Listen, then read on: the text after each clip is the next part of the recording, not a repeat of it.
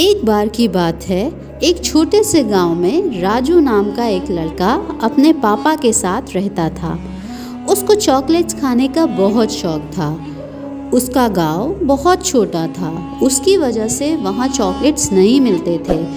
इसलिए राजू के पापा जगतपुर नाम के शहर से चॉकलेट्स ले आया करते थे। वैसे तो शहर ज़्यादा दूर नहीं था, लेकिन शहर को जाने के लिए रास्ते में एक बहुत घना जंगल पार करना पड़ता था, जिसमें बहुत से जंगली जानवर रहते थे।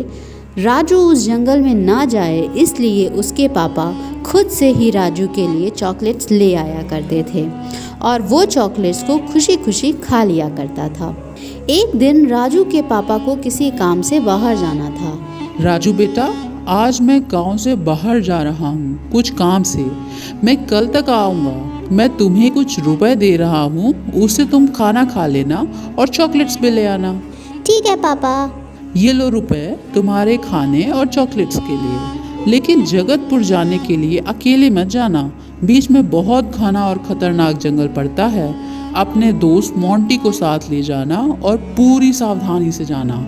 ठीक है पापा। उसने अपने दोस्त मोंटी को बुलाया और दोनों जगतपुर शहर की तरफ निकल गए। मोंटी और राजू ने खुशी खुशी अपना सफर शुरू किया।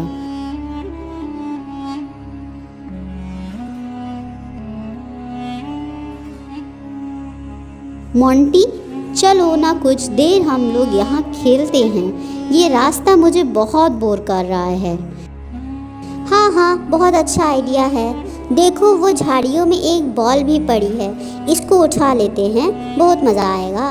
राजू और मोंटी झाड़ियों में पड़ी बॉल को उठा लेते हैं और उससे खेलने लगते हैं। कभी मोंटी राजू को बॉल फेंक कर देता, तो कभी राजू मोंटी को बॉल फेंक कर देता।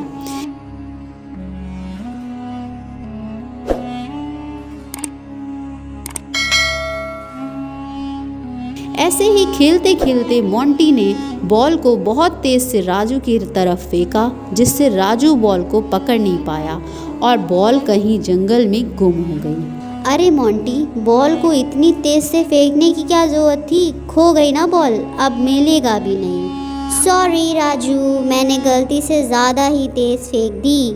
चलो कोई बात नहीं, अब चलते हैं, नहीं तो आते समय रात हो जाएगी। ठीक है, चलो चले। वो लोग फिर तेज तेज शहर की तरफ आगे बढ़ने लगे। तभी अचानक से मोंटी को कुछ महसूस हुआ। राजू, मुझे ऐसा लग रहा है कि हमारा कोई पीछा कर रहा है। क्या तुम्हें भी ऐसा लग रहा है? हाँ मोंटी, मुझे भी ऐसा लग रहा है कि जैसे कोई हमारे पीछे पीछे आ रहा हो। उन्होंने पीछे मुड़ कर के देखा, लेकिन उन्हें कोई नजर नहीं आया। फिर अचानक से उनके सामने एक जिन आ गया।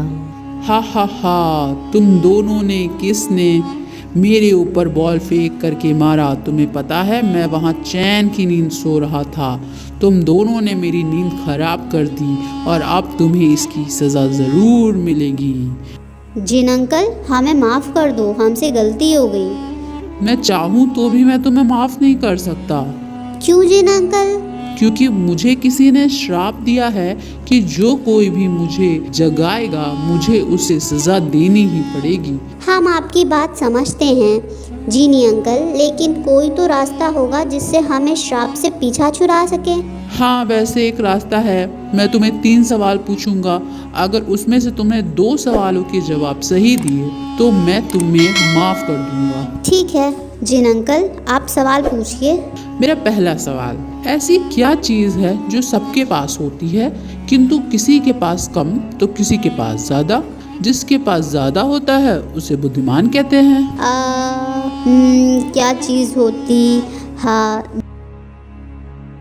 दिमाग या कला? अरे मोंटी, तुम क्या बोल रहे हो? थोड़ा सोच समझ कर बोलो। अरे मुझे ये जवाब सही लगा तो बोल दिया। हाँ हाँ हाँ, ये बिल्कुल सही जवाब है। बस ज़्यादा खुश होने की ज़रूरत नहीं है। अभी तो एक ही सवाल हुआ है, 2 तो अभी बाकी है। तो ये मेरा दूसरा सवाल, ऐसी क्या चीज़ है अगर प्यास लगे तो पी सकते हैं, भूख लगे तो खा सकते हैं और अगर ठंड लगे तो उसे जला भी सकते हैं? बोलो क्या है वो? जिन अंकल, नारियल है जिसे हम पी सकते हैं, खा सकते हैं और उसको जला भी सकते हैं। क्या बात है, ये भी सही जवाब। तुम दोनों तो बहुत होशियार हो। थैंक यू जिन अंकल। जाओ, मैंने तुम्हें माफ़ किया और तुम दोनों की समझदारी के लिए मैं तुम्हें कुछ तोहफा देना चाहता हूँ। तुम मांगो, क्या चाहिए तुम्हें? जीनी की बात सुनकर राजू और मोंटी बहुत खुश हो जाते हैं। मुझे बहुत सारी चॉकलेट्स चाहिए और मुझे बहुत सारे अच्छे अच्छे खिलौने चाहिए। जीनी दोनों की विश पूरी करता है। राजू के लिए बहुत सारी चॉकलेट्स और मोंटी के लिए बहुत सारे खिलौने। वो दोनों बहुत खुश होते हैं। आपने हमें इतने सारे चॉकलेट्स और खिलौने दिए, उसके लिए आपका बहुत बहुत शुक्रिया जीनी अंकल। जीनी अंकल, आपने हमसे इतने सारे सवाल पूछे, तो क्या मैं भी आपसे एक सवाल पूछ सकता हूँ? हाँ हाँ, पूछो पूछो। आप इस जंगल में कैसे आए? आप जीनी कैसे बने और आपको किसने श्राप दिया? ये बहुत लंबी कहानी है बेटा। तो आखिर जिन के साथ ऐसा क्या हुआ, वो जिन कैसे बना और श्राप किसने दिया, ये जानने के लिए हमारी अगली वीडियो का इंतज़ार कीजिए।